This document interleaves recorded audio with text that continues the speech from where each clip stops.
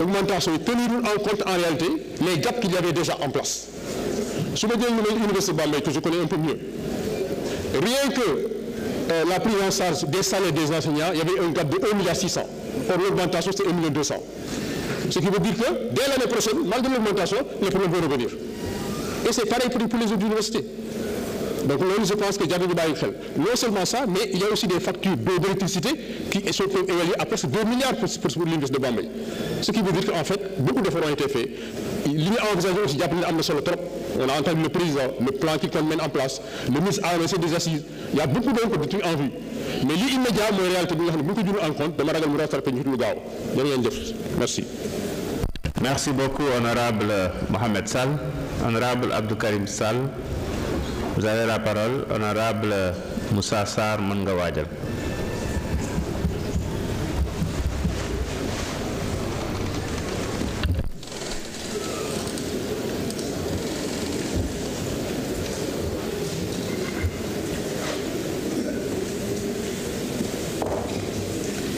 Merci beaucoup. Monsieur le Premier ministre, je reviens pour commencer par vous féliciter. Féliciter votre gouvernement à travers votre porte-parole, c'est mon frère, le ministre Sarré, parce que de me recadrer vigoureusement, cher Oumar Diagne, ministre, qui dérapage du MODEF par rapport aux tirailleurs. Monsieur le Premier ministre, recadrement du MODEF, bëggoon nañu mu def ko bi Cheikh Oumar Diagne jëlee kàddu ñu ñagas jëmale ko suñu kilifa diine yi. Honorable, restons sur le sujet. Je rappelle que pour le deuxième tour, il ne s'agira pas de poser de nouvelles questions, mais juste de repréciser sa pensée. Monsieur le Président, j'ai droit à 2 minutes et je pense que je peux utiliser mes 2 minutes comme bon me semble. Non, là vous sortez carrément du cadre des textes. Monsieur le Président, merci.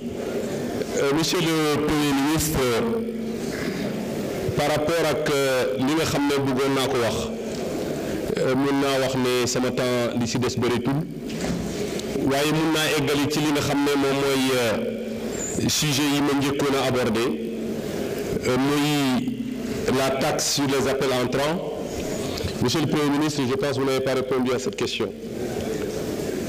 La taxe sur les appels entrants, bu fekkente ni direction boobu la état bi jël jàpp naa ne c'est pas la bonne direction. Xëy na encore je n'aurai pas le temps, j'ai perdu énormément de temps avec cette hésitation.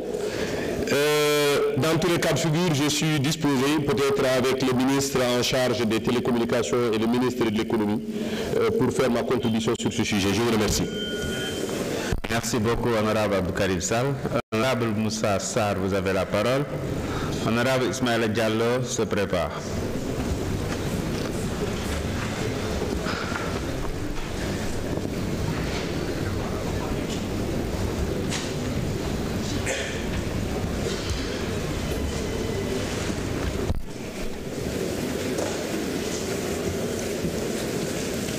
Merci, Monsieur le Président, Monsieur le Premier ministre.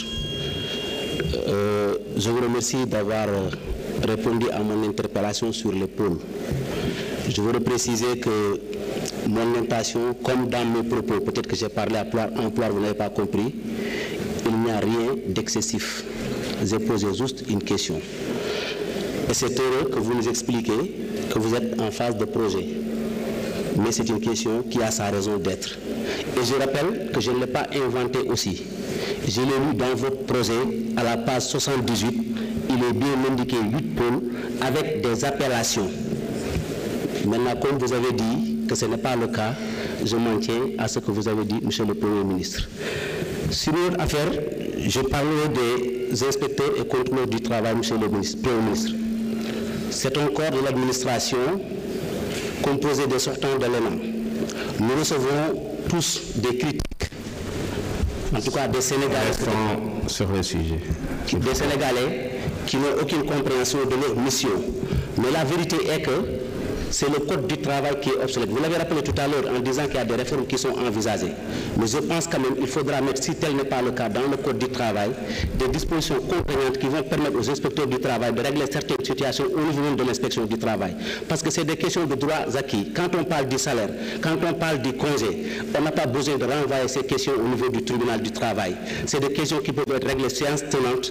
Et si tel n'est pas dans le code du travail, si elles ne sont pas mentionnées dans le code du travail, ça pose d'un problème, ce qui fait que les Sénégalais ne comprennent pas exactement leur mission et les limites, parce que tout simplement les moyens juridiques ne suivent pas en tout cas les actions des inspecteurs de contrôle du travail. Je voudrais également que vous revoyiez leur rémunération. Ce sont des fonctionnaires sortant de l'ENA au même titre que les autres fonctionnaires de l'ENA, mais malheureusement ils sont les parents pauvres de l'État et ce serait bien quand même de revoir le système de rémunération. Merci beaucoup honorable Moussa Sarr.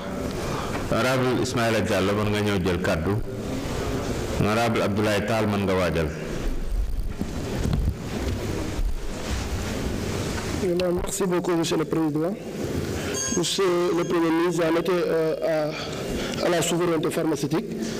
Maintenant, je vais faire des recommandations institutionnelles par rapport à la gouvernance pour en arriver à cette souveraineté.